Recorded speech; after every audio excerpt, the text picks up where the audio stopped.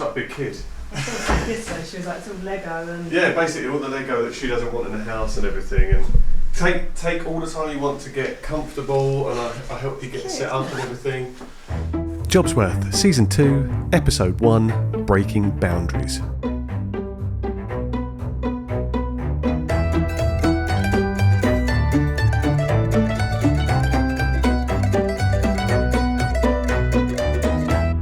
Welcome to the first episode in a brand new season of Jobsworth. Kicking things off and setting the bar incredibly high this time round is Charlotte Debond-Sayer, proud owner of Essex-based wedding and events venue, The Boundary. I've known Charlotte for a little over 12 years now, but we've never had the chance to sit down properly and talk about work. It's not really the done thing when you're drunk on coffee Patron at a house party, so this was a real eye-opener. We discussed what it was like to forge her own path straight out of school, how she took her future into her own hands whilst working in a well-known high street retailer, and her tenacious approach to dealing with redundancy just months after securing her dream job out of college. You'll come to learn that Charlotte's had a few side hustles over the years, The Boundary being one of them, bubbling away in the background while she made waves in her full-time job in interior design. That all changed after her role with a long-time employer was made redundant in the midst of the pandemic, just months after she became a mum for the first time. We talk about the transition from employee to business owner and now employer, as well as the impact that the arrival of her two daughters has had on her work ethic and the behaviours Charlotte wants to role model for them. So, for the first time this season, and without further ado, let me introduce you to the owner of Southend-on-Sea's premier wedding venue and bikini bedazzler to the stars, trust me, it will make sense soon, Charlotte Debond-Sayer. Okay, Charlotte, so you've heard this podcast before, so you know that the opening question when we kick things off is sticking around for season 2 as well. So the opening question is, when you were younger, what did you want to be when you grew up? So I've actually thought about this a fair few times whilst listening to it. I think the first one is going to make you laugh, so I'm going to share it with you. So the earliest memory of having a conversation about what I might like to do when I grow up was actually in the car with one of our friends, Nikki. Okay, yeah. Because we grew up together, and her mum. So we were young, like junior school. Can't remember an age, but junior school. Yep. And I remember looking out the window, we were driving down a hill, and there was so much rubbish everywhere. And I remember, and I said, oh, when I'm older, I want to tidy all of this up. And I wanted to make the place look nice. Okay. And interestingly, Nikki and her mum laughed, saying, you want to be a bin man? I guess that's the conclusion you jumped to, yeah. Yeah. Which wasn't what I wanted, but I just remember thinking I just wanted to make it look nice. Okay. Which is a funny thing. Yeah. Then I don't really remember much else apart from then careers advice at senior school. I was going to ask you about that at some point as well, so go on. Yeah, what was happening there? Which was a very, odd thing really, because I don't think you're getting very good career advice at that time. They're just where you're going to go after school, right? Yep. And I remember having the conversation with my parents and stuff when I was making those decisions on what you do for your final choices, like what subjects you should do. Yeah. Mine were all very creative, so dance, art, tech, sewing type thing, and food. Right. Okay. Right. So even though I was actually quite good at the like maths and academic, things, I had what you'd say is the academic stuff. I had no interest in it really. Okay. So sitting down with a careers advisor, and I had two choices. I either wanted to be a chef, right, or I wanted to be an interior designer. Okay. So what age is this? So this is like end of school, so 14, 15. Okay, nice. I'm one of the younger ones. Remember that bit. Yep. Anyone that's listening that knows Charlotte, she's one of the younger ones. Yeah. That were my two careers. And when I spoke about it with the advisor and we went through things, the actual thing I remember from it was thinking, yeah, but a chef would be a lot of weekend work. I don't want to do that. Yeah. At the time I was working as a Saturday going to hairdressers, so I was absolutely sick of working weekends. Yeah, I imagine. I went down the avenue of interior designer and went into college to do a BTEC in interior design. Wow. That's quite a young age, isn't it? I think when I look at what a lot of people went on to do from secondary school, college, and then maybe some career path changes along the way, to know at that point that interior design is a route you want to go down and then steer yourself from an educational perspective to follow that. Yeah. And then we'll talk about you obviously went into a career doing that as well for quite a significant amount of time. That's quite a young age. And I remember speaking to my brother on the podcast about, I think he's one of the only people, one of very few people I know that had an indication of what he wanted to do from that sort of point. So that's really interesting. So it was bin person, let's call it. Very correct. Carried on. But again, that's linked, making something look nice. Yeah, again, it's all linking to the interior design thing. Slightly different canvas, let's say. But yeah, okay, cool. So I'm going to ask a bit more about the career advice that you feel that you were privy to at the time, because I think we were going through that period in our lives around the same time. I think career advice was kind of a little bit 2D. So like men, women, girls, boys, whatever we were classified as at that age, what route are we going to go down? Well, for guys, it was probably finance, banking, investment, corporate world, or go off and learn a trade. Yeah, I don't think that's unfair to say that, but for the most part. And then, what in your viewpoint and your experience, what do you think was kind of like the main routes you could go down or were being advised to go down at that point? There was a lot of childcare. I always remember that being a big thing. Beauty. Yeah. And that kind of PA, secretary type vibe. Yeah. Virtually every person I know I could put into one of those categories left school and done one of those. Yeah.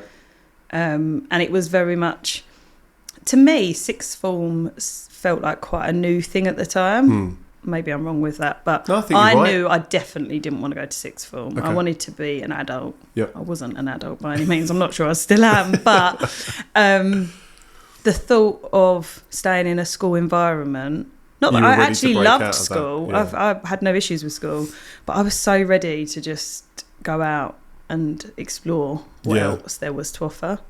But the advice I don't remember being particularly great. Yeah.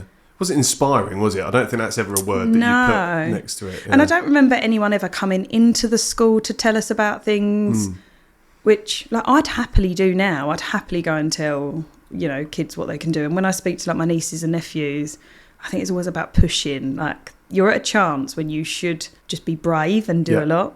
Whereas actually, sadly, I think a lot of kids take the safe route because they're not ready to take a... So often they do stay in, let's just stay on that avenue because it's more easy. We're not sure what we want to do. Yeah. Which is hard. I think about this because we've both got young kids, and I think about what their future is going to look like and what work will even look like by the time they're having to work. But my experience with careers guidance was just so... It was, as I said, like two-dimensional, uninspiring. There was no external viewpoint put in front of us. Like I look at the jobs that people do now, I'm like, if someone had told me I could do that, I would have fucking gone down that route and not maybe, it's pretty basic bitch what I did. I went off and become a personal trainer out of college, that's fairly standard route a lot of people go. Look at you now with your Lego office. Exactly, yeah. But I liked to go to the gym and I thought I could make money out of it. And a lot of people, I think, follow... I think actually that's having a resurgence now, actually, a lot of people going back down that route. But yeah, it was uninspiring for me, and I want it to be very different for my kids moving forward. The reason I ask you about the career guidance, and I'm glad you said, I didn't want to make the statement that those careers that you mentioned there for women at the time were the routes that most people went down. And we know a lot of the same people, and respectfully, we could probably categorise that as being true. But you bucked the trend. I was talking to Sophie about this last night, Sophie, my other half, and Charlotte's good friend. And you were definitely a trendsetter in that you didn't go down one of those routes. It was more creative path. Were you mindful of that at the time? I guess you wouldn't have even considered that you were breaking out a bit. No, I just thought that's what I want to do. And there was a course at Southend College that did interior design. But to be honest, I was quite shocked by that. I didn't realise I'd be able to go into... I thought I'd have to do art or I'd have to do something that wasn't so focused on it. Okay. I remember going to the college to find out more about and this was when it was the old college, so not the fancy campus one, building, which I did move to and I did thoroughly enjoy, but the old ones, and I just loved it. Like you had to break, even though it was interior design, I still had to do we still had to do maths and everything within it. However, it was so creative. Like, you were in a studio all the time. And I just thought, that's great. And if you didn't turn up one day, they didn't really tell you off. So, not that I did, but I loved the freedom of that you were an adult to choose it. Yeah. And I think that's what I find hard with people who don't know what they want to do. And I mean, I don't do that career now, so I have gone off path. Yeah. However, rather than going to a college and doing just A-levels, where you don't really have a path, I think because I was so passionate about it, so I turned up to the class and I turned up and done what I needed to do. Yeah. Whereas maybe if I didn't know quite what I wanted to do, I'd have no drive to get there, but I knew where I wanted to go. I don't know how, but I did. That's brilliant. I think, and I'll ask you about maybe what shaped that direction that you very clearly had. You're basically the converse to your experience was mine. Yeah. In that I didn't know what I wanted to do. I went to college on the back of doing really well at GCSEs, like A's and B's across the board. Anyone would have said, John's going to do really well at college. And that freedom, I just abused it. Yeah.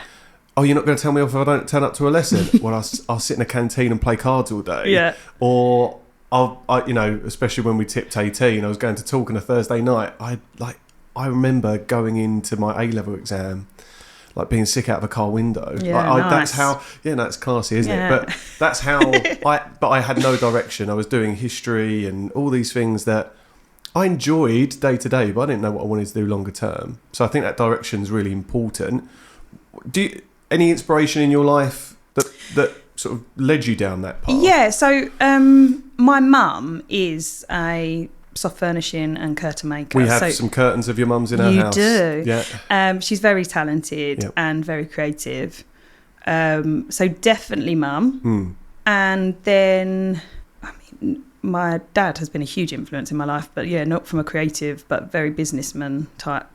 So I suppose from my mum, it was always very creative in our house. Yeah. We had a beautiful house as well. So I think that helps having those creative, and I'm talking from experience, having creative influences around you. Like my mum to this day is still, I think, like just quietly disappointed that I haven't followed in a creative path for what I do for a living. But has she seen this Lego, John? I know, but Lego's a little bit too, I mean, it's a bit too formulaic for my mum. If you gave her that Lego set, it would turn into like a flower pot or something. Yeah. So, but I think having creativity around you helps breed that and maybe give you a bit more freedom to think, I could make a living from doing this. Yeah, and my mum worked for herself, which I think has been a big factor. Yeah. And what about your dad? Did your dad work for himself? Was he self-employed, or did he just give you... Various. Okay. My poor dad had... I'd have to ask my mum to be sure, but I think he was made redundant 5 or 6 times. Yeah. But he was a sales manager, so he'd worked for various different companies, and then he'd do a bit of work for himself. But he was a grafter, and if he was ever out of work, he was working, painting and decorating or doing something. He was hands-on. Him and my mum had done up houses together. He could turn his hand to anything. Yeah. Which I suppose is where my attitude of, I'll give it a go. Yeah. It's worth it. Let me read about it. Let me figure out how to do this. Sometimes a bit too independent for my own good sometimes. But it's a great, I think that ethic then and that drive has obviously rubbed off. And I think that's a really lovely thing. I wish I had more of that, like that ability to be a bit more of a self-starter, to think I could do that rather than just fall to the default of, I'm probably just going to pay someone. I very much dislike paying people to do something, and especially if I do pay someone and they do it badly, that's even more annoying. Oh yeah, for sure.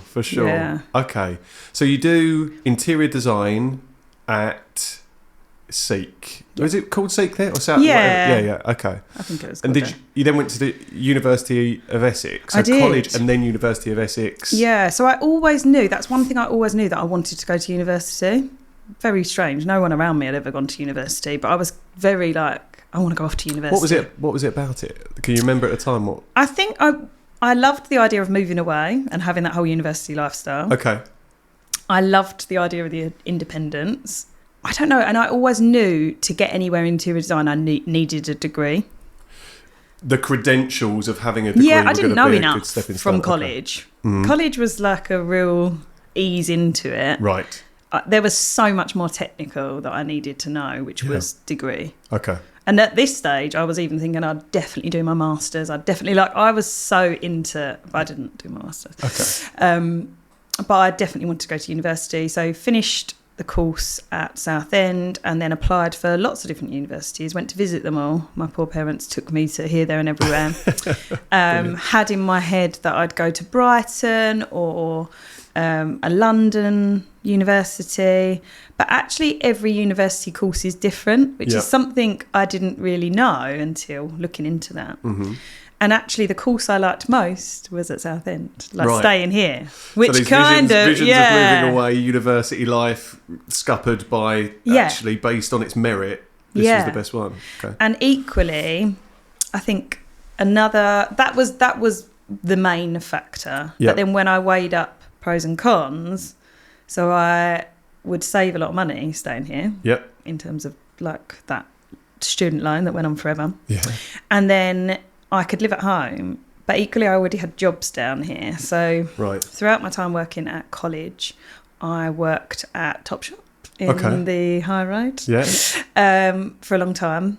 And I knew that I could stay working there. And then I also got a job at a Varsity, which was a very hip bar at the time. You are name dropping some places now, aren't you? Yeah, okay. Yeah. Dancing on the bar and all sorts. I knew that if I stayed here, then I could keep doing that and keep up with my friends who had all gone out to get jobs by this point. Okay, right. So I think I was the only one who went on to university. Right, yeah. I think. I'm pretty sure. Yeah. I'm confident in that. So I wanted to keep up. I wanted to go on all the things. So I was working. Yeah, all the holidays, all the days out. Yeah. I continued here and stayed at home. Didn't rack up as much debt. Yep. And loved the course, actually. Out of it with the degree that you thought would be, or you hoped would be, the stepping stone you needed to get the job you wanted. And did it prove to be what you thought it was going to be? Yes, actually. Right. So when I say interior design, a lot of people I know will still be listening and thinking that means paint colours and textures. There is definitely that stigma attached to it, isn't it? Yeah, changing rooms. Yes, which I was a massive fan. Loved it. Yeah. But that actually wasn't the sort of interior design I was into. Okay. Maybe that's what I thought originally. Yep. Loved picking paint colours. However, what I was very interested in was space planning. Okay. So very like a puzzle, really. Get everything to fit, and how was the cleverest way to do that. And so through working in Topshop, I realised I'd quite like to design these shops. So I kept, within that job, we'd always be moving things around. We'd already be, always changing things. It wasn't about window displays and how things looked. It was just about how to move things and get the best people moving through the store and people buying and such like. So we were due to have a refurb at Topshop Southend, and like a team of people come down. I thought, I need to talk to these. So clocked someone at some point and said, I really want to do, this is what I do. I'm interior designer at college. Where do you work? Can I come and work for you? Can I do some work experience? Now, my course that I didn't have to have work experience, which I really feel work experience is what everyone should be doing. Yeah, get in there. I spent so much time getting in touch with this company. I didn't need to, but I wanted to. He eventually put me in touch with the right company, and they contacted me and said, yeah, come and talk to us. So I went up to London with my portfolio that was like meaningless at that point. And I've never been so nervous in all my life, I don't think. And sat there and basically begged them to give me a chance to like have a go. Wow. So they took me on for free work experience. I'm not even sure if you're allowed to do that anymore, but I was absolutely happy with it. And they even said they'd pay my train fare. So I was ecstatic. And I'd done it for about a month, I think. And so took the time off college, university at this time, and done a month with them off my own back.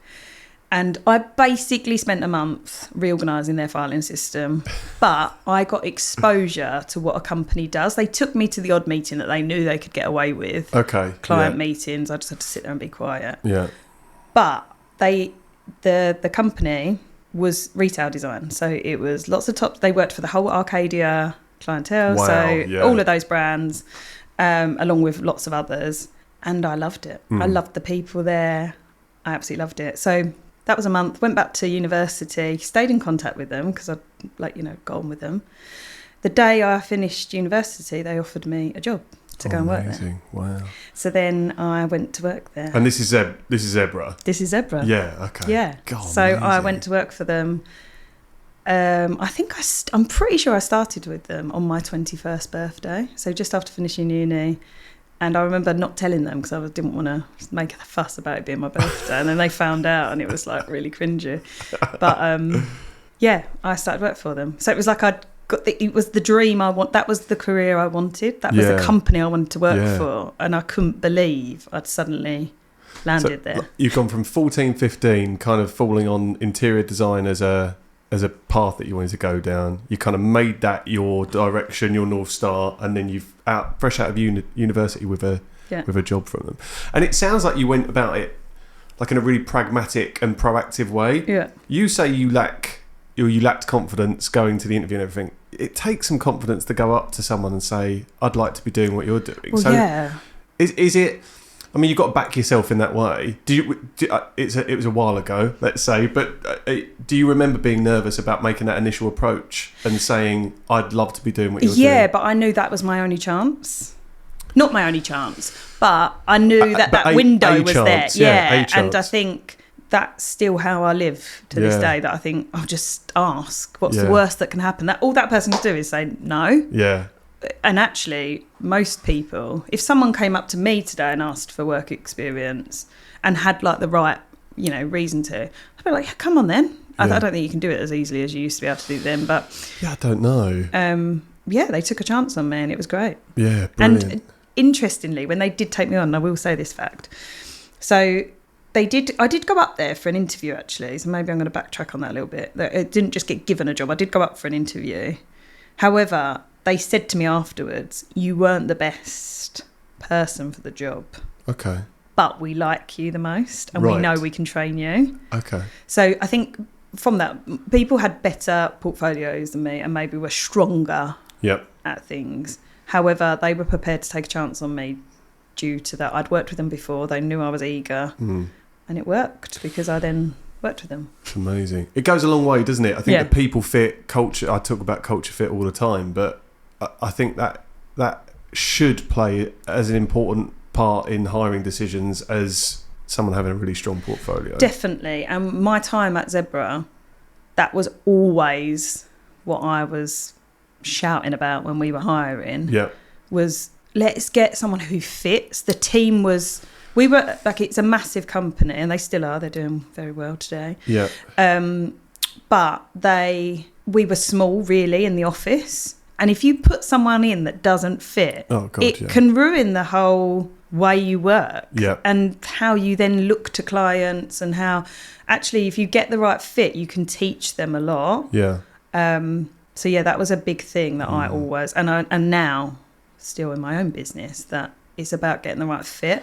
Yeah, because I think holistically all the puzzle pieces need to come together. And I always say when I'm advising my clients, you don't need clones of other people, but it needs to complement each other.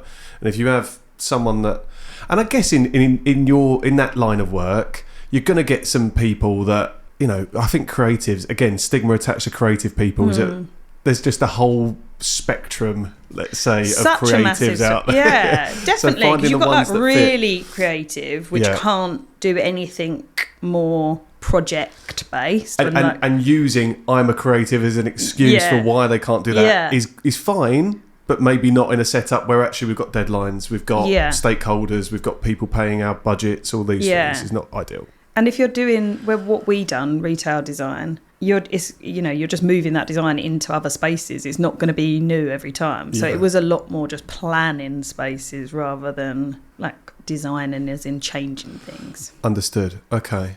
I was going to ask you a question based on your actual experience of doing that month. So 2 things on that. If a work placement wasn't part of your degree, how did you do that? Was that in the summer or no? Or did I just said I'm going to do this. Oh, that's amazing. Okay, that's the thing about uni is it's your learning, right? It's even more so than college, I would say. Yeah. So again, college, I didn't go to uni, but I've heard that. So you're paying for it. Yeah. So if you don't go, that's your loss. I remember saying to my parents, I really want to do this, and they were like, yeah, definitely go and do it. So I just had to take time off. I think a little bit of it was over some holidays. Right, okay. And then the rest was just out. And I just had to catch up. Cool. Okay, well, that's amazing. Just, again, that quality in you to say, I'm going to do this. Yeah. I think that's great.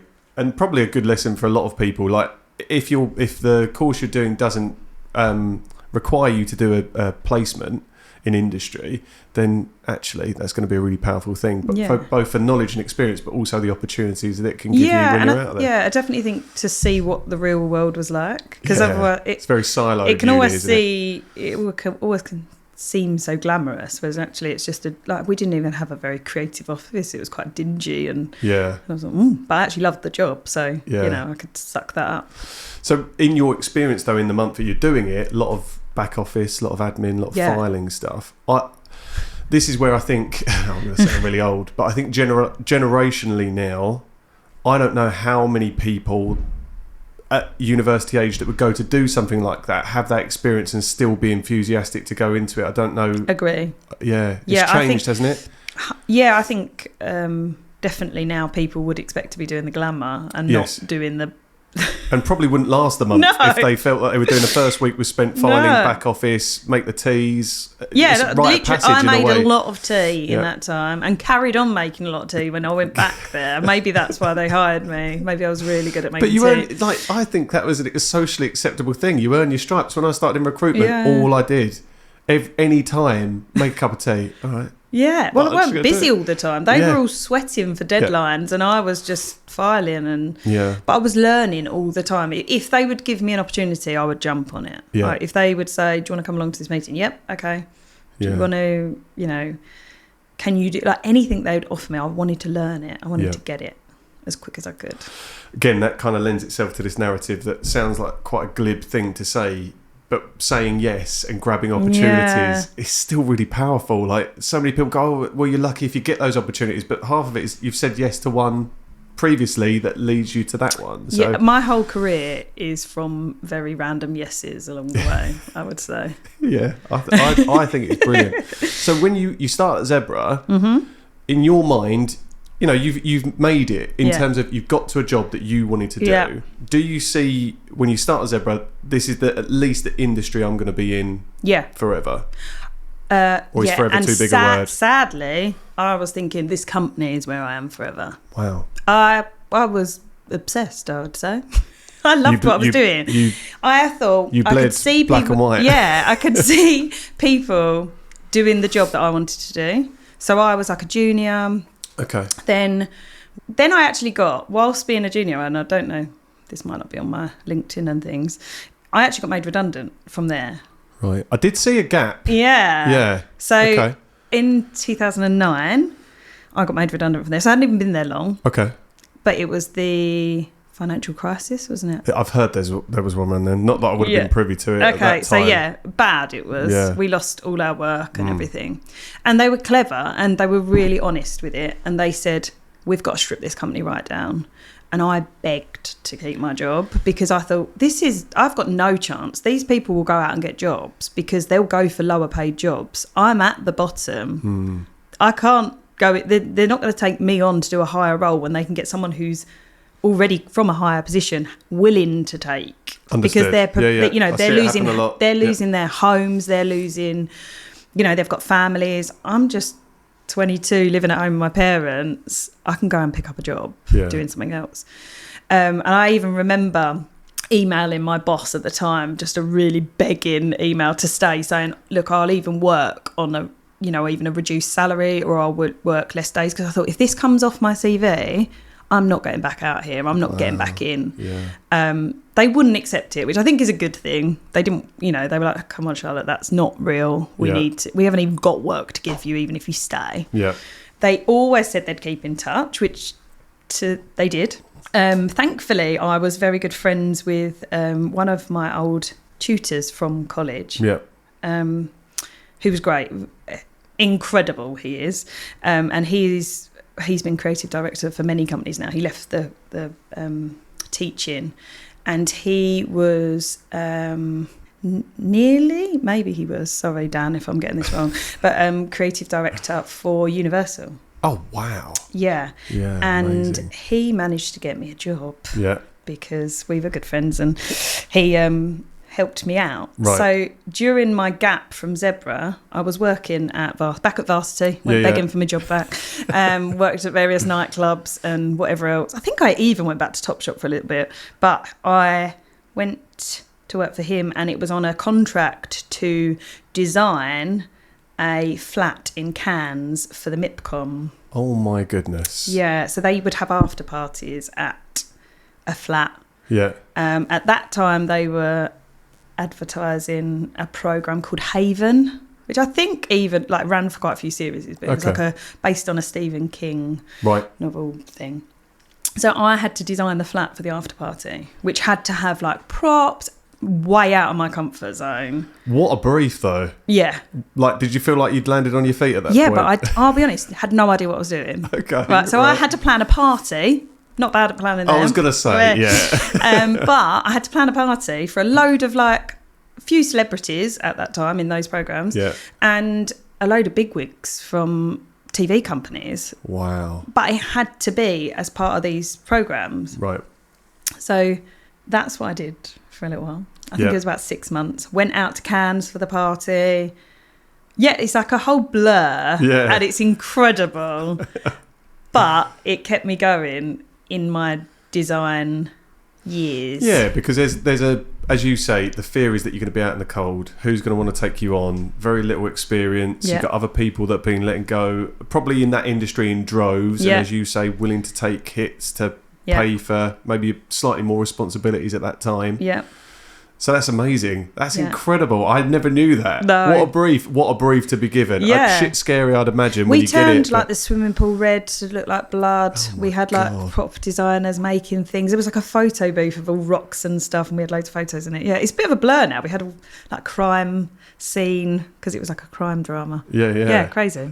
Absolutely crazy. That's amazing. So go on then. That's a hiatus from Zebra. Yeah. How did they come back round? What happened? I kept going. I didn't leave them alone. Oh, so I would email them, can I come up? Should we go out for lunch? Because we were friends by that point. Yeah. You're not just stalking them. Yeah. And Glenn, my director at that time, who I still love to pieces, he was the one who gave me all these leg ups, I would say. Okay.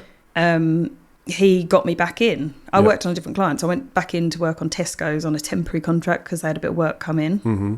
So that was 2011. Yep.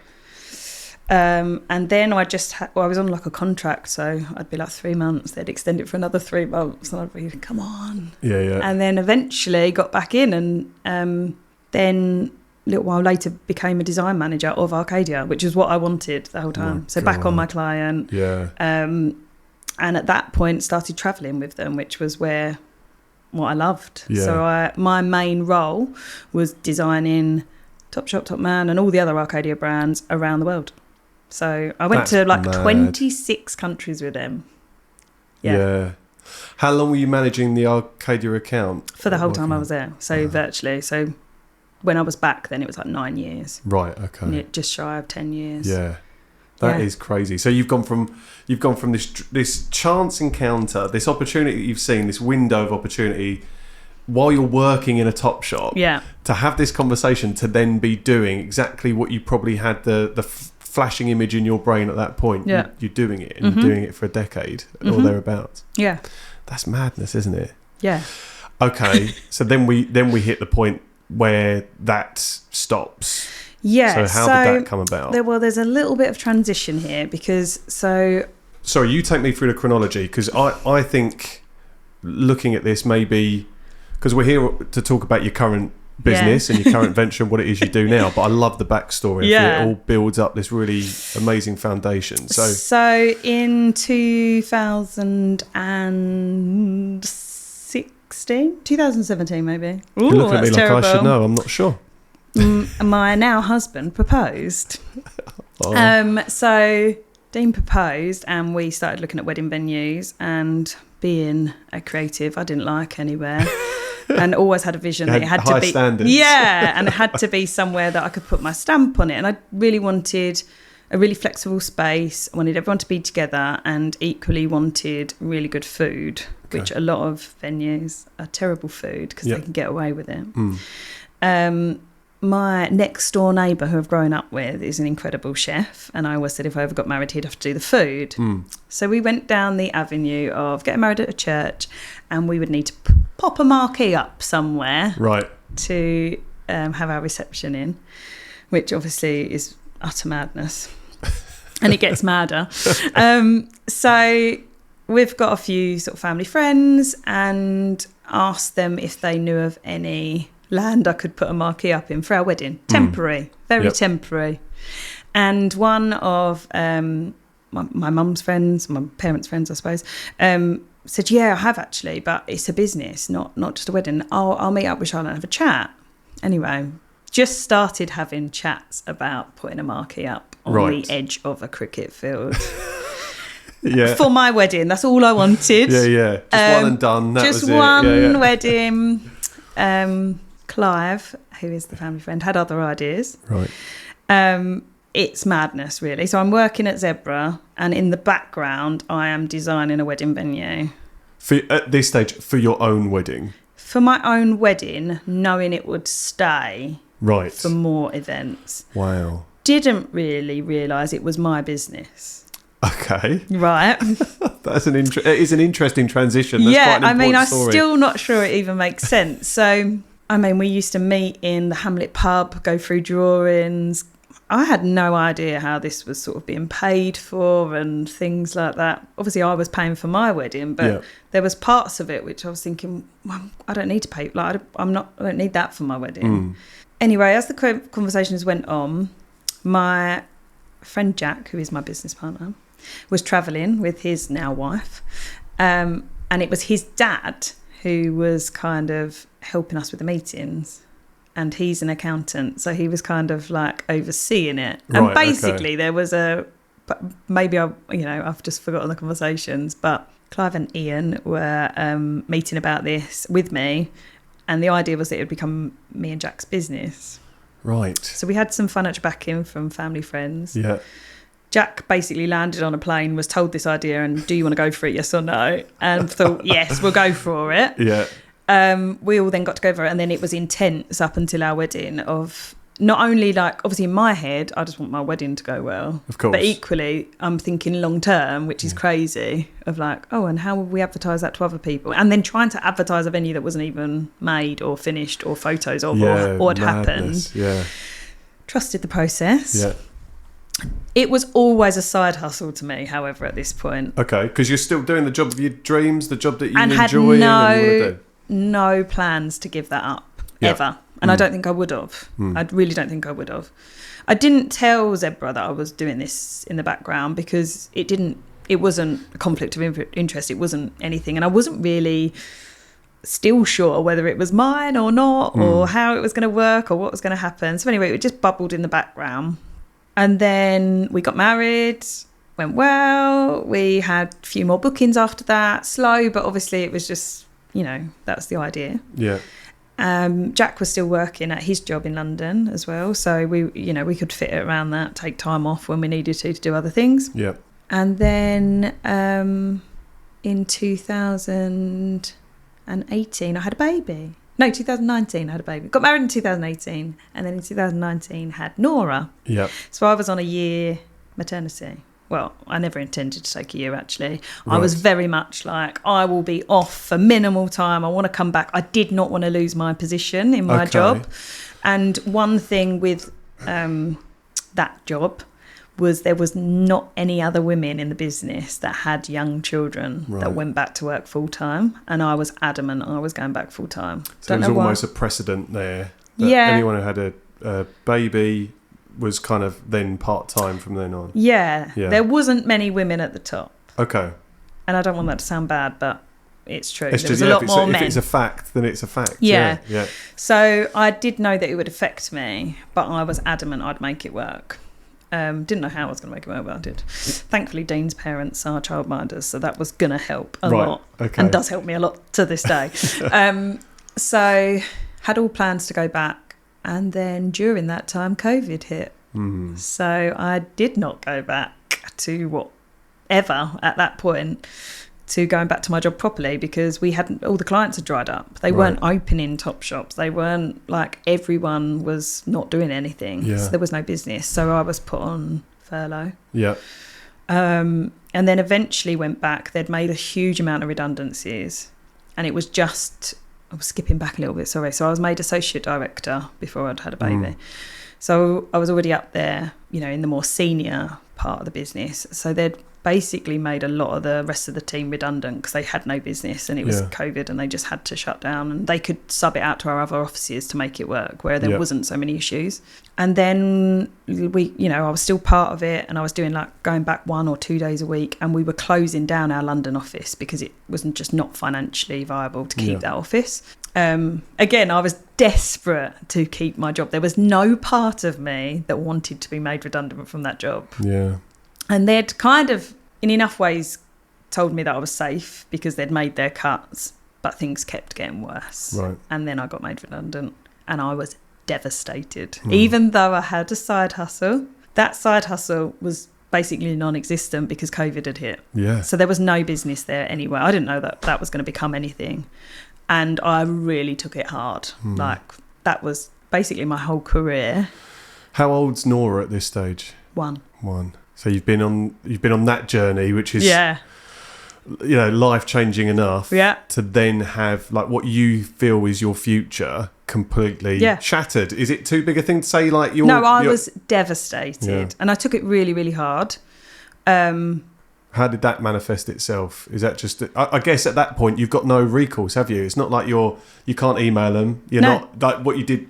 Yeah, round I can't. One, well, interestingly, it's strange because that company was like my family. Yeah. And we always used to say, like, it's a Zebra family. I'd grown up there. I'd gone through ordeals there. So in 2014, I lost my dad. Yep. And they were a great comfort to me. They really looked after me. Some of my directors had gone through the same. So we all looked after each other. Yeah. And, I'd grown up with them from, like, they met me when I was 19. Fresh out of uni, and then I was, how many years ago was that? I was like 32. Well, they've seen you through various milestones, haven't they? Yeah. These are big life events, losing your dad, getting married, your daughter being born. I'm sure at that point, that's a huge thing. Yeah. You are part of this. Yeah. I'll make no bones that when people say family, I think if it's all a positive thing, that's great. So you're part of this family, and they've seen you go through these amazing However, things. I think a big learning for myself now is it wasn't. And that's an illusion that a lot of companies can make you feel like to stop you getting the bigger pay rises, to leave in. I felt so much comfort there that I always had to fight to be promoted or to have a pay rise. And actually, that's not always right. If you're doing the job and you're good at it, by believing that this is such a family or you're doing it for the good, you're lining someone else's pocket at the end of the day. Yeah. And that's something I've learned now, because since being made redundant, I have not heard from them. Right. Yeah.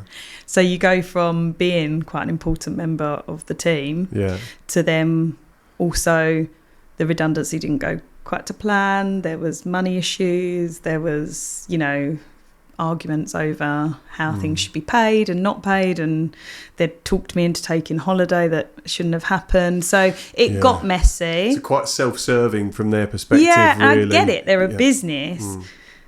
But for me, that was heartbreaking. Yeah. Because that wasn't the way I'd led to believe. And you've been there for 10 years by this point. So you haven't had experience of going through that process before. So no. I think sometimes there's a benefit in I think now, seeing people, when I'm doing career advice or giving career advice, sharing it with people that are fresh grads in their first role, I would never advise someone to stay in the same business for 10 years. No.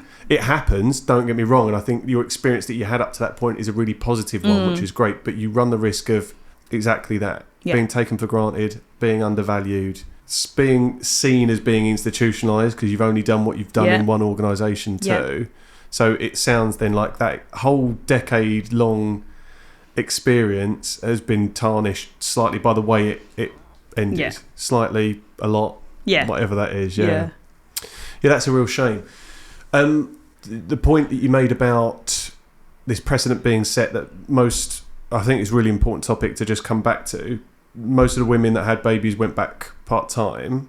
Yeah, or not. Or not. How much was it an intrinsic drive in you that you wanted to go back to work, and how much was it that pressure of if I don't go back, I'm not going to get the progression, the development where I want to get to on my career because that be how it's viewed? Yeah. I would have always said before having a baby I'd always go back to work full time. I had no desire to. I love my kids with all my heart, and still to this day I have no desire to be a full-time mum and not work. I love working. I like achieving. I like, for yourself. Yeah, for myself. I like that's just what I'm driven by. So yeah, I think there was obviously both elements, but it wasn't just all because I didn't think I'd get my role. There was me, as much myself, intrinsically about you that wanted to do I wouldn't that. put that on them to say that was all driven that way. Yeah. It was me. I loved working. So I'm going to make a statement, and thank you for saying that you love working and you do it for you, because I'm going to make a statement. Like when I became a parent, I see this transition with a lot of friends and a lot of colleagues, and they have kids and they say it's all about my kids. And I don't know how honest that is half the time, because I work to provide for my family, but I also do it for me. Like I'm very self-centered in that I have these things that I want to achieve, and the podcast is like an ego thing in a way. I'm not too proud to bring it up. It's something that I wanted to do. I'm not doing the podcast for my family. The podcast actually takes me away from my family sometimes, and I come in and record on weekends and weeknights, but it's my intrinsic drive. I want to achieve stuff. Do you it doesn't seem, you seem very open and transparent enough to say I want to do it for me. Do you think it's a stigma around some parents that are just open enough to admit that? I think some people, everyone will say, I just need to work for my family, or I want to be at home with my family. I think you've just got to do what's right for you. Yeah. And for me, I wouldn't be a good parent if I didn't work. Yeah. I wouldn't be that parent. Because you're not fulfilling that part of yourself, are you? It wouldn't give me the fulfillment. Yeah. It doesn't give me enough of like a certain aspect. Not like it couldn't give me. It's just that work is something completely different. It's for me. I love, I don't forget I've got a family at home, but I can just be me. Yes. Yeah. Which is without dependence. Yeah. Like one of the first things I say to Sophie is like one of the most liberating thing of not being with my kids is just walking at a normal pace. Yeah.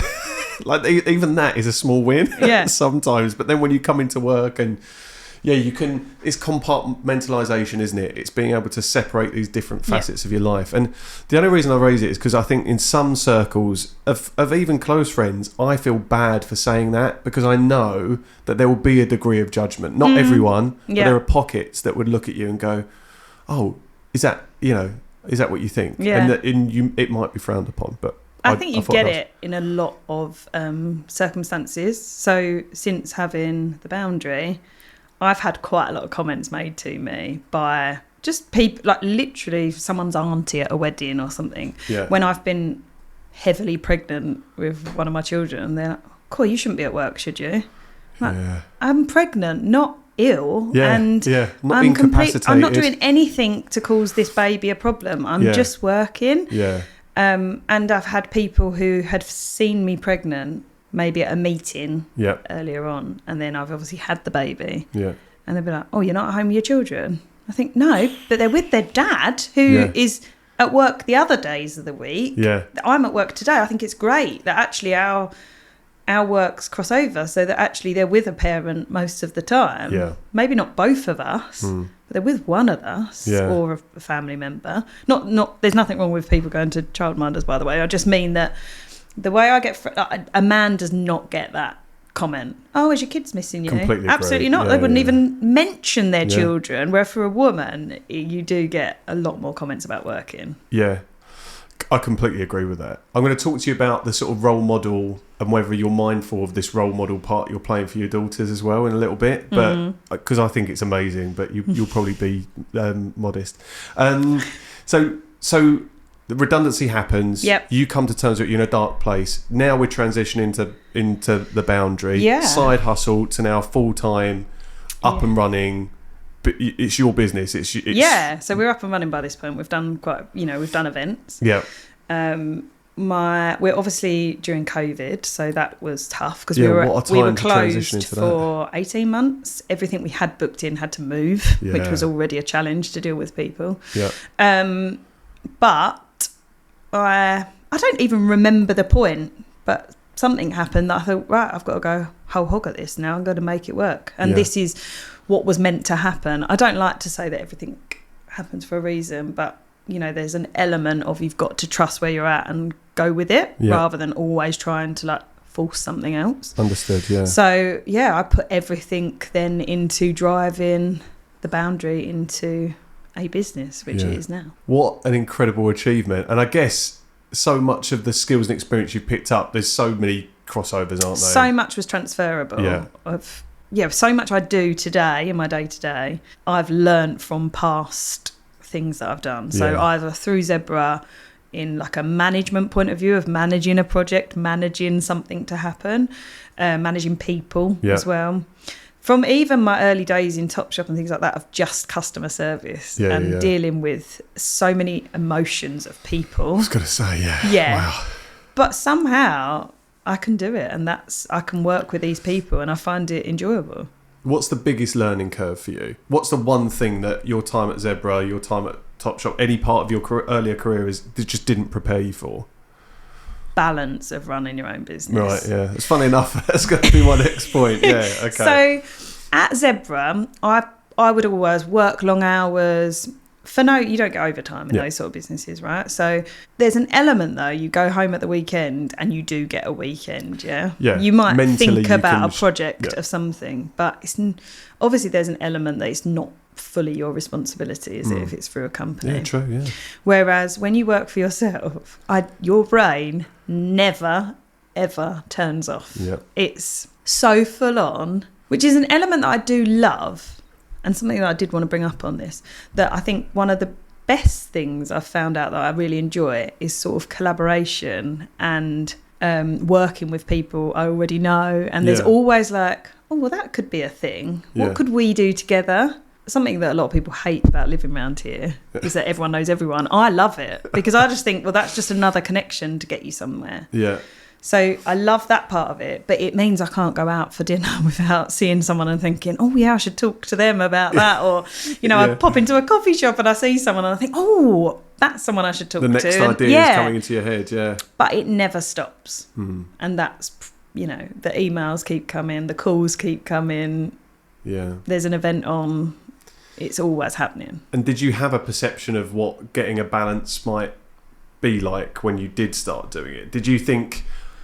There's this glamorized view of running your own business, isn't there? And probably even more so in the kind of world that you're operating in. This glamorized view of I'm a business owner, I'm running this very successful events venue, and this is all smooth sailing.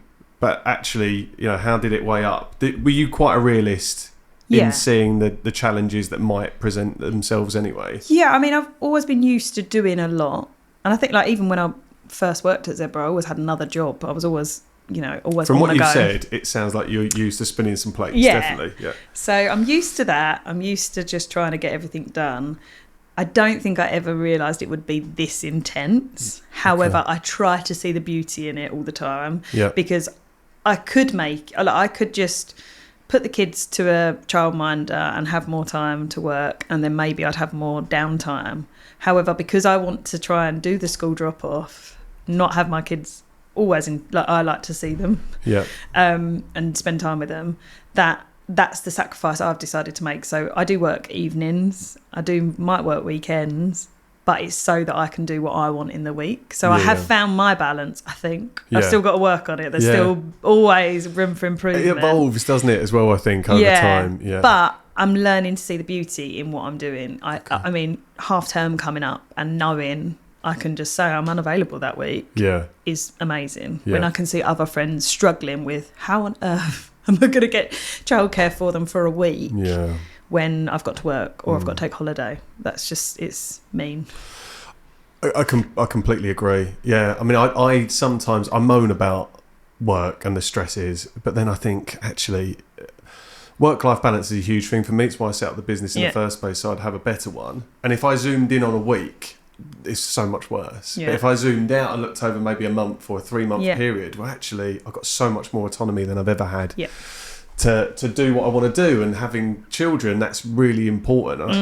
It would be so hard to give it up now. I could never see myself going back to that traditional employment of being managed and being told, oh, can you sign off on my holiday? I know, ridiculous. And that's people's reality get that it's day life, to day. Yeah, exactly. But for me, I just can't feel that I could go back to that. Everything. So like, I might make a decision on that week of how that week needs to change. Yes. Yeah. And I can do that. And it's your decision to make. Yeah. I think that's the sacrifice, though, isn't it? Like we sacrifice certain elements of it to get others. Yeah. And I don't know. The perception versus reality is very different. But ultimately, and you also, like, you could get another job in design. Yeah, you could get another job doing what you were doing with Zebra. Yeah. But you've chosen now to embrace this. And I feel like with all the shit that comes with it, and all the stress and everything else. I just like having all my friends there for a party. No, I get so much more fulfillment in this job than I ever have in Zebra. And that's nothing against Zebra. I didn't really realise who I was. I think I was obviously trying to break some things at that time.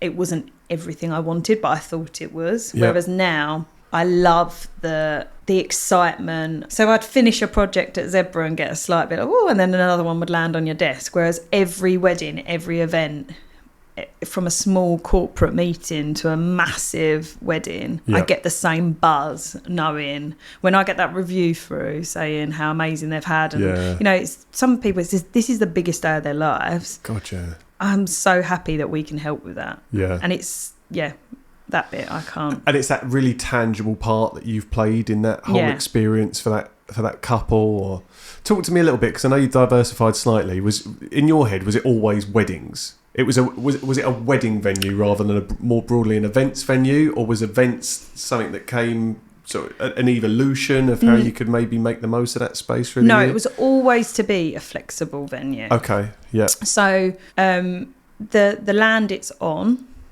which we rent off of, is a community interest company. Okay. So it's a trust. Yep. So there's no one profiting at the top of all of this as such.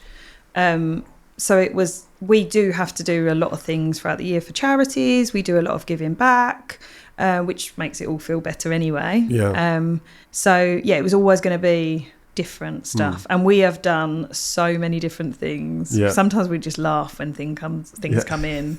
Because we're like, okay, weddings one day and vegan fairs the next. Like, we've literally done. It's diverse. And I absolutely love it though, because I just think if we can be a space locally that can help the community, then that's great. I want to be a community project rather than a big, like everyone always says weddings have got so much money attached to them. We're actually very reasonable on things, so it's more about we want to help people than understood. I think the whole community thing and seeing the work that you do impact local communities is really important, especially around here. And one of the last questions I'm going to ask you is around Lee and Southend, but I'm not going to jump the gun and do that. But that's a really good thing. I think that's what keeps you engaged for longer, thinking about the impact you're having beyond just revenue generation and money coming in and how much you're taking home. Like, you need to think of more broadly the how you're impacting the people and the community around you. Well, that's what the ground's over there. So it's called Wellbeing at Garran Park. Okay. And there is schools that come over. There's kids that have been removed from schools come and do work over there. There's Welcome to the UK groups over there. Amazing. Wow. And we help with lots of these things. We've given our space to them to have their dinners. We've given space to do, like during COVID, when they could use marquees, they used our space when we couldn't use it. Great. So, as much as we can, we are made to get involved with this, whether we like it or not, but we're very happy to get involved with it. It makes us feel a lot better about what we're doing on a day-to-day basis. So the whole grounds over there are really interesting for what else can be happening. Yeah. I mean, I've only ever gone to that part of the venue when there is a wedding on, and I've been to a few weddings now at your lovely venue. Clocking in as a regular. Exactly, yeah. I never get one of those cards that you can stamp though. I don't know when that's coming in. But you can see there's a real investment. It is a very a community feel to it, and I know that there's the allotment patches and the gardens there as well, which is amazing. Yeah, when you see that continued investment in... There's some tree planting coming up. You love a bit of gardening, right? I do, yeah. Yeah, you'll have to get involved. All right, why not? Yeah, I'd love that. I'll put a call to action out on here as well. We'll see if we can get some numbers. I'm going to talk to you about the wedding industry, because I know it's a sort of multi-event venue. Yeah. But weddings, they've got this obviously very clear perception that it's high pressure, high emotion. You know, as you said, this is, fingers crossed, the only time that people are going to go through this experience ever. How do you deal, and then how do you deal with that heightened emotion? And have you got any anecdotes from having to deal with particular... No, do you know what? I do think we attract a different type of bride. Okay. And groom. I'm going to put it out there. Yeah. I've had a groomzilla, one of our friends. Okay. I'm only joking. My mind's racing. Yeah. I'm like, all right, yeah, I could think of that. Yeah. Groomzilla. Well, it's not Dexter, and it's not Dean. We're starting to whittle this down. Yeah. No, I'm only playing Shane. I think we attract people who understand we're slightly different. I'm not saying we're mega alternative. We are just a way more relaxed vibe. Okay. So yeah, there is emotions and things that come with weddings, but I don't feel like we get a lot of it. We get a bit of the worry at the end, like the couple of weeks before anyone's wedding. That's why my summer is so intense, because that's when I try and do a lot of the prep work before then, so I'm having final meetings with people a lot earlier than the summer. Yeah. However, there's going to be that worry in the lead up, and that's when my inbox goes crazy, my phone goes crazy, and I just have to keep calm, because if I react to anything, it will only make things worse. Yeah. Okay. I don't know how I'm good at dealing with people, but I am somehow. I think, I mean, all my reviews say that I'm great at it, but somehow I can just keep the situation calm. Yeah. My dad was that person, though. Right. He was very calm in any situation. Yeah. And thankfully, I think that's a trait that I've got from him. Yeah. So even though I might not be feeling that inside, yeah, externally, I can hopefully make a lot of other people feel calm around me. Okay. So I don't know if that answers it, but I just think we don't get those brides and grooms. And I think that's brilliant from you on a personal level. That's what a great experience to have had thus far as well. And I hope it continues for you. Yeah. But that is really good to hear. And yeah, my experience of ever being around you when you are literally running around those events or driving a golf cart round with people on the back of it, trying to get to different parts of that venue. Yeah, you're always like a vision of calm. So that's good. Even if internally you're going mad inside. Where's the tequila? Exactly, yeah, exactly. So you've gone from, I'm going to backtrack slightly. So Zebra, you had one version of what maybe success looked like for you then. And in terms of career paths, you'd hit it. Success, I guess, higher up the rung to go, or more rungs up the ladder to climb. But you were on that path to what you would have said was success. Yeah, I was hitting every goal that I wanted. I wanted to be associate director. I was gunning for director. Like which is silly, because now when I look back, box checking wouldn't be my thing, but at the time that was what I wanted, and that's the way I could see myself growing. Was I want to be the next thing. Yeah. So the question I was going to ask you, and it's quite broad, but how has your definition of what success looks like now changed? Definitely changed. Yeah. So then it was a title and a salary. Oh, I bet you see this all the time, so that's all right, I can say it to you. Yeah, I just wanted the next biggest salary and the next title I could have. And the stuff that come with it. I did love my job, I must say. I really enjoyed what I'd done. That's definitely come across, for sure. So it wasn't just for that, but I believed in what I was doing. However, now, I find it odd to say to people, I own a wedding venue or I own an events venue. To me, I don't know. I do get a bit of imposter syndrome. Yeah. Not sure what I'm in. Feel that, but success now is knowing that I'm comfortable. I've been able to create something that I can earn money from. Yeah. But I enjoy the enjoyment. I thought I enjoyed my past job. I love this job. Yeah. There is bits I'm thinking, oh God. But again, zoom out. Yeah, I'm learning, and this year is going to be that year more so. That I just need to give away the bits I don't enjoy doing. Yeah, delegation. You can't do it all. Yeah. And obviously I think when you create a company, you have to hold it all. And I do think that's a really important part. You need to learn to do everything before you can give it up in a way, because then you understand why, the whys. But yeah, we just need to, we're big enough now that we can start taking bits out and giving to other people and employing people to do that. And are you comfortable with the outsourcing of that, or the delegation of that? Yeah, because I'm just going to people I know through connections. Right. So it's people that you can trust, people that are recommended to you. Yeah, a lot of it like I said earlier, I absolutely love collaborating with people, or working with someone that I have worked, I know, or I think the connection is lovely. If you're someone if you're giving that work to, I feel so much more comfortable too. Like if I'm going to spend my money, whilst I want the best, don't get me wrong, equally, I think if that's someone it's even better, right? Someone else near you is getting the money that... Yeah, there's a mutual benefit to it beyond just the transaction of money too. I'm going to ask you, has it ever backfired? No, not to this day. Amazing. That's not really lovely as well. But I mean, like half the people that work, well, actually, like basically everyone that works for us, there is a connection. Yeah. We don't get many people that we're like, oh, they just sent in a CV. Yeah. Even one girl I laugh at because it was just a CV sent in. She came in to have an interview with me. Well, it was a very casual chat, don't get me wrong. And as we're chatting, Denise, who's my sister-in-law who works with us, walked out from out the back and she was like, oh, hi, Olivia. I knew her. She went to church with her dad or something. Right. And I was like, this is so small. But I love that because everyone and you get much, in terms of like work on the ground, when we're doing an event, because we all know each other and because it's pretty much family and friends, the work I get out of people is better than just a contractor who has never worked with us. Yeah, because they can see why we're doing it. Yeah, they can buy into that vision and it's a bit of a shared mission as opposed to someone that's a bit more mercenary. Yeah, and just like, I'm here for a couple of nights, I'm going to get a paycheck and then bugger off. Yeah, and they all enjoy it. They get a good dinner out of it. Yeah, we look after them. That's a key thing that I really want. Like, I'm a big believer in. Yeah.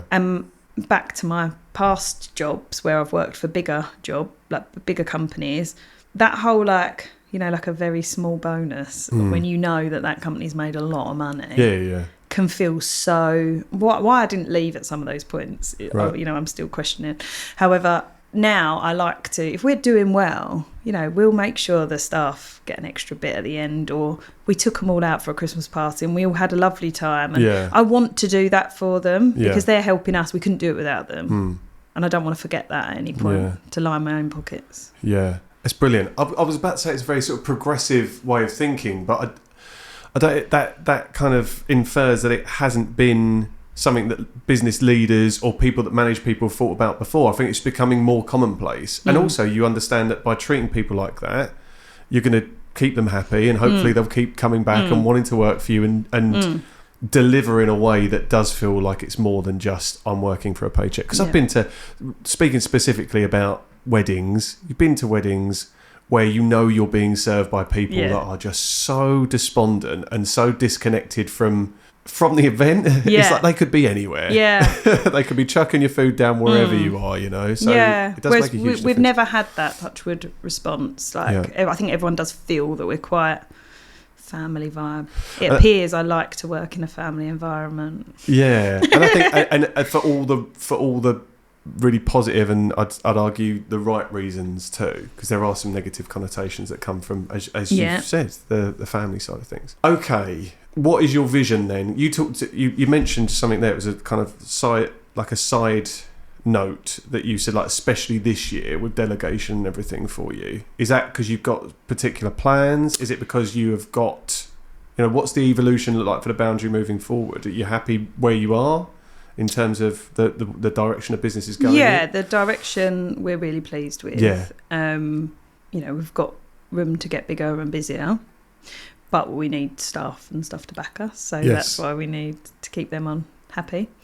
I feel like we need a couple of years to just enjoy where we're at a little bit without too much heaviness on us. Both myself and Jack, my business partner, we've got young families, so I suppose there's an element of not going too hard because we want to find that balance of not working every single weekend and breaking ourselves on like 18-hour shifts every day. You want something to give your family when you get home.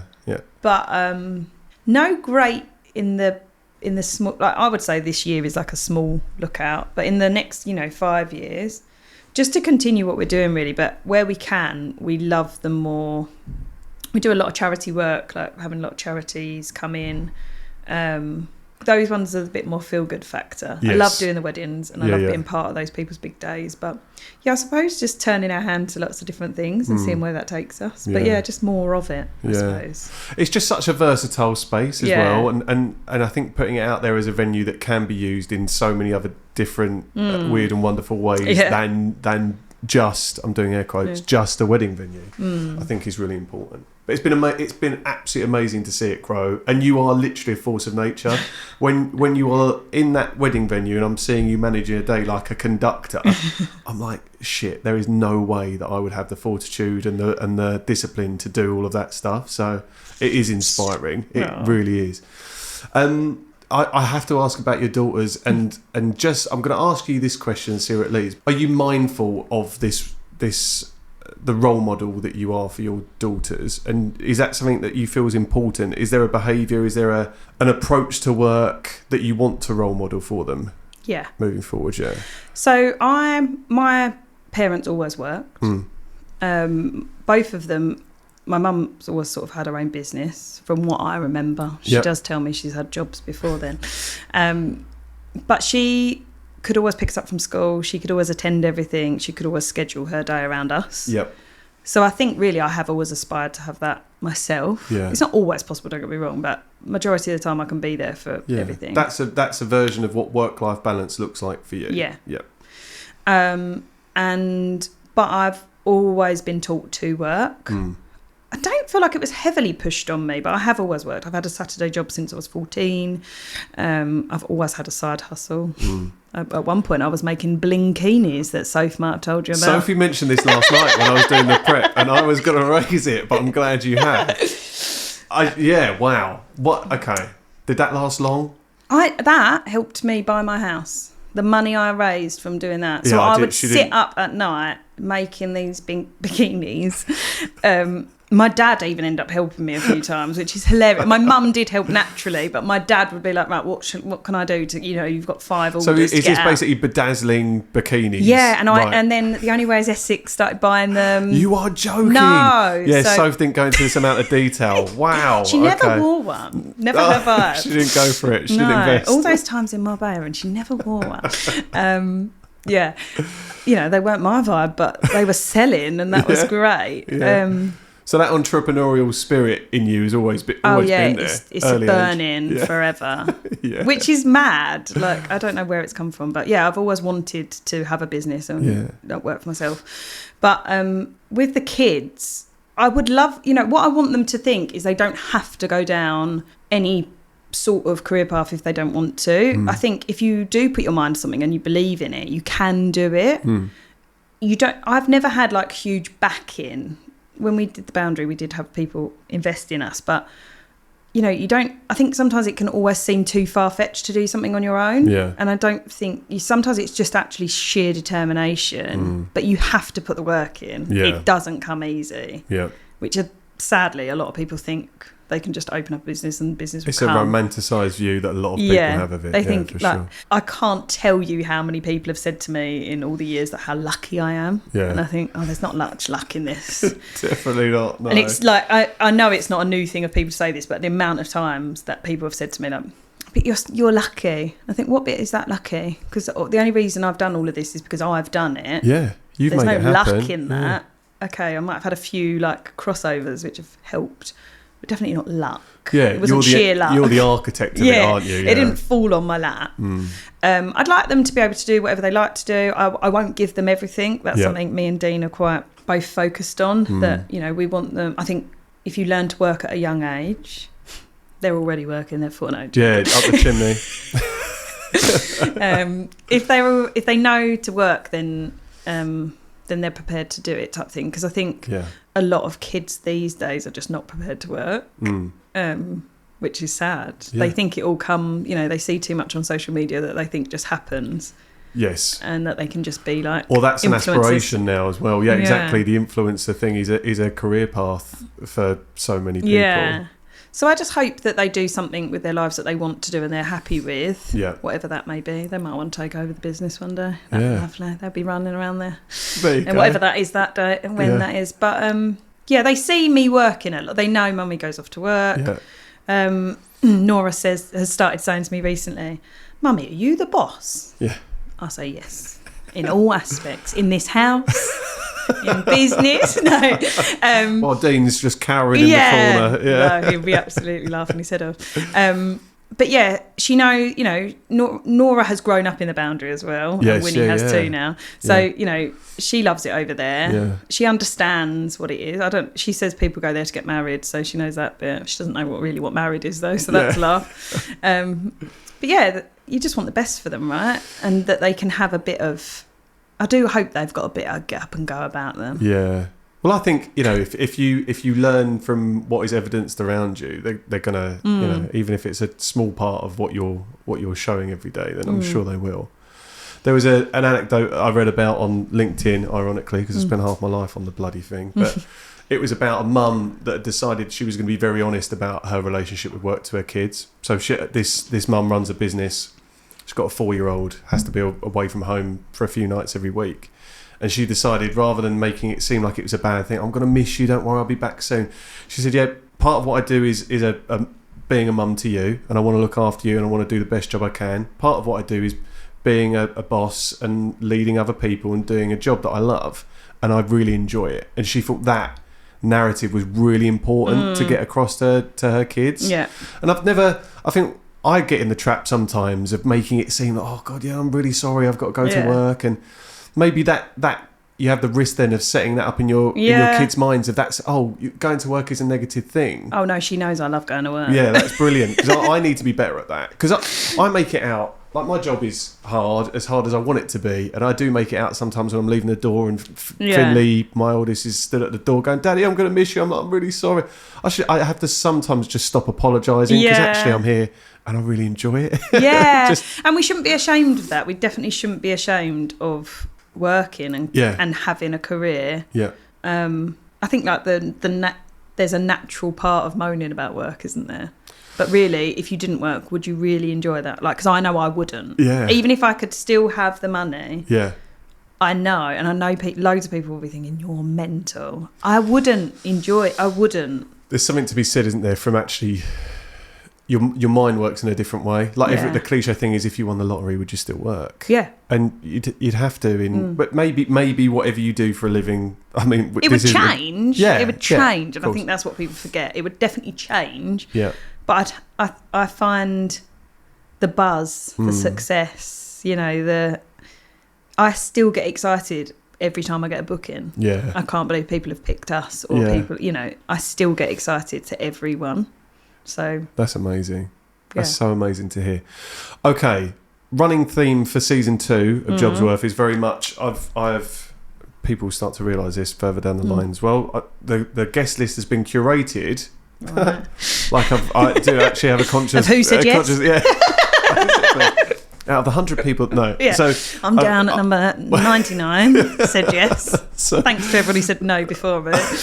It's definitely not like that. But I'm speaking to people that are based in and around Leigh and Southend, because I feel like just the volume of people that are either entrepreneurs, business owners, creatives in this neck of the woods is higher than average. The concentration, I think, is very high. It's exciting, isn't it? So I think it is. Yeah.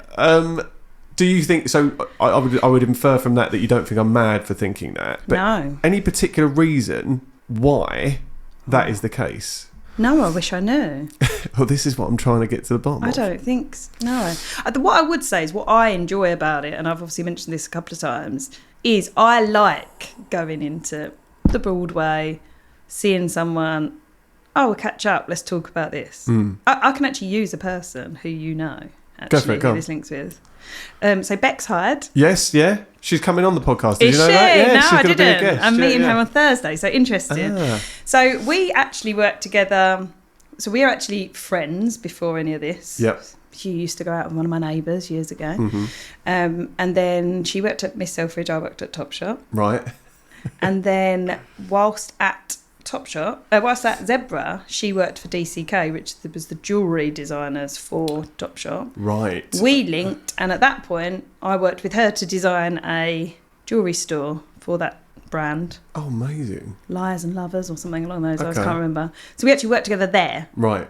Since then, even through the boundary, not only has she been to a couple of weddings there, we've done bridal shoots for Havens. Right. And now I'm meeting her this week about social media. Oh, amazing. And I love that you can cross over so many paths with someone who is literally on my doorstep and I can see in the coffee shop, or I'll see on a dog walk, or I'll drive past. And I think I love that sort of collaboration. Yeah, and I think this episode has got me that much closer to realising what it is. And it is that I think what is a rarity is that openness to collaborate. Yeah. And also not always to the financial benefit of yourself. Like you today, every guest that has come in has given up their time, and whatever time they were stressing about doing this, the forms asked people to fill out, to come in and get involved in this. And it's mutually reciprocal or mutually beneficial, I should say, in a way that you get to talk about your experience and hopefully promote something. But no one has to do that. No. There is a degree of altruism there that is just like, someone's actually put this together. I'm going to fucking help them and support them in a way that I can. That isn't handing over money. Yeah. I'm not expecting someone to hand money over to me. So I think that's that word collaboration, I think, is a really lovely way to describe it. I think my brain does work like that. I mean, I actually met up with Soph yesterday and we were speaking about stuff. And already my brain was, I've got to tell her about this person. I've got to tell her about this person, from things she's thinking of doing. Yeah, of course. But that's the way I work with all my friends. And I'm like, well, give me your flyers for this. And I can, you do travel. Yeah. I can tell my couples about honeymoons through you. My brain doesn't stop with, how can I make this better for all of us? How can we all benefit? Yeah. And I think that's big around this area. Thank you. Thank you for connecting the dots. I really feel like that's actually like a proper eureka moment. 100%. It's that collaboration and that willingness to go out of your way for someone too. I think that's great. Charlotte, thank you for that. I'm going to steal that completely and use that on whatever way I wrap this up. Right, we're done. Save for the closing question. Yeah. So, this morning, I asked this Mum. Oh no, what's she got for me? So, hope it's not a tricky one, Mum. The closing question, just for anyone that hasn't listened to the podcast before, there's a famous podcast where the closing question is left by a previous guest. In this, because my mum is basically the person I go to for most of my marketing ideas, my mum asked the question. I don't listen to the voice note, worryingly, so I'm going to turn the volume up and always apologise in advance. Let's see what happens. Hi Charlotte, what's the strangest, weirdest or funniest thing anyone's ever asked you to arrange for their wedding? Thanks very much. Bless her when she says thanks very much. It's Lisa, if you needed to trust. Hi Lisa, John's mum.